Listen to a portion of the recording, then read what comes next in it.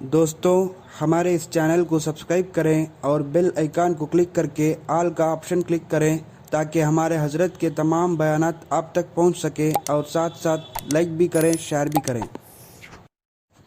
میرے دوستوں، کیا آج کے مسلمانوں کو اللہ پر بھروسہ ہے؟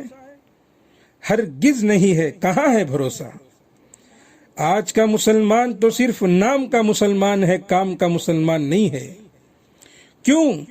تھوڑی سی تکلیف آ گئی، تھوڑی پریشانی آ گئی یا کچھ مصیبت آ گئی تو اس کے ذہن میں پہلی بات یہ آتی ہے کہ چلو بیوی کا مال رکھ کر پریشانی کو ختم کر لیں گے۔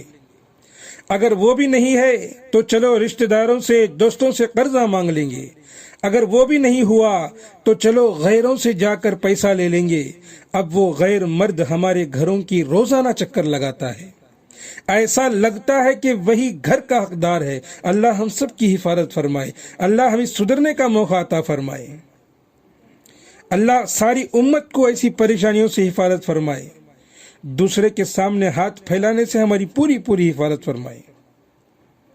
اگر یہ باتیں اگر کوئی مولوی یا کوئی خطیب کہے تو لوگ کہیں گے کہ بھائی حضرت کو کیا ہے، گھر بیٹھے کھانا نصیب ہو جاتا ہے۔ میرے بھائی، مجھے بھی اللہ کھلا رہا ہے، تجھے بھی اللہ کھلا رہا ہے، بس فرق اتنا ہے کہ تیرے اندر امید نہیں ہے، میرے اندر امید ہے۔ میں ایک بات پوچھوں، کیا صحابہ اکرام کے گھر نہیں تھے؟ کیا ان کی بیوی بچے نہیں تھے؟ کیا ان کی زندگی میں پریشانیاں نہیں آتی تھی؟ سب کچھ ہوتا تھا، پریشانیاں آتی تھی، مصیبتیں آتی تھی، لیکن وہ دنیا والوں کے سامنے ہاتھ نہیں پھیلاتے تھے، غیروں کے سامنے مانگا نہیں کرتے تھے، سب سے پہلے اللہ کے پاس مانگتے تھے۔ کیوں؟ اس لیے کہ ان کے دلوں میں یہ سچا پکا عقیدہ تھا کہ سب کچھ اللہ سے ہوتا ہے۔ نبی علیہ الصلوۃ والسلام نے صحابہ کے دلوں میں یہ حقیقت بٹھا دی تھی کہ سب کچھ اللہ سے ہوتا ہے، چنانچہ ان کی تمام امیدیں اللہ رب العزت کی ذات پر لگی ہوئی تھی۔ ایک صحابی کی زمین تھی، بہت سخت تھی، زمین پر جا کر 2 رکعت نفل نماز پڑھے اور دعا مانگی، یا اللہ یہ میری زمین کا ٹکڑا ہے، اس کے لیے پانی کی ضرورت ہے، زمین سے پانی نہیں مل رہا ہے تو آسمان سے پانی نازل فرما دے۔ اللہ تعالیٰ نے اسی وقت بادل بھیجے اور ادھر بارش ہونا شروع ہو گئی۔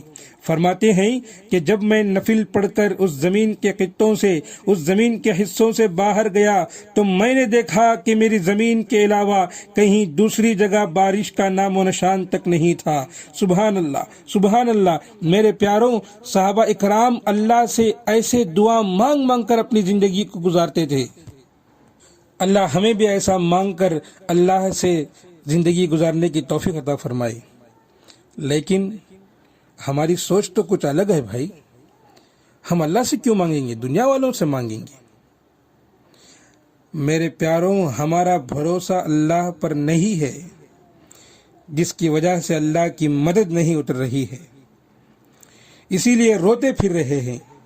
جس سے بھی پوچھو رزق کی پریشانی، کاروبار کی پریشانی، اولاد کی پریشانی، ایسا لگتا ہے کہ سارے مسلمانوں کے گھروں میں پریشانی بھری ہوئی ہے۔ یہ سب کس کے لیے، کیوں ہو رہا ہے؟ اس لیے کہ جب ہم نے اپنے اور اللہ کے تعلق کو بگاڑا تو اللہ نے ہمارے اور مخلوق کے تعلق کو بگاڑ دیا۔ ہم نے اللہ کے در پر جھکنا چھوڑا، اللہ نے در در پر جھکنے کی مصیبت میں پھنسا دیا۔ اللہ ہم سب کی حفاظت فرمائے۔ اللہ ہمیں سدھرنے کا موقع عطا فرمائے۔ اللہ سارے امت مسلمہ کے حق میں خیر کے فیصلے فرمائے۔ اللہ تبارک و تعالیٰ کا ارشاد ہے، وَمَن يَتَوَكَّلْ عَلَى اللَّهِ فَهُوَ حَسْبُهُ، جو اللہ تعالیٰ پر توکل کرتا ہے تو اللہ اس کے لیے کافی ہو جاتا ہے۔ میرے دوستوں، اللہ پر بھروسہ رکھ لو، ہمیشہ اللہ سے مانگنا سیکھ لو، ہماری زندگی سنور جائے گی۔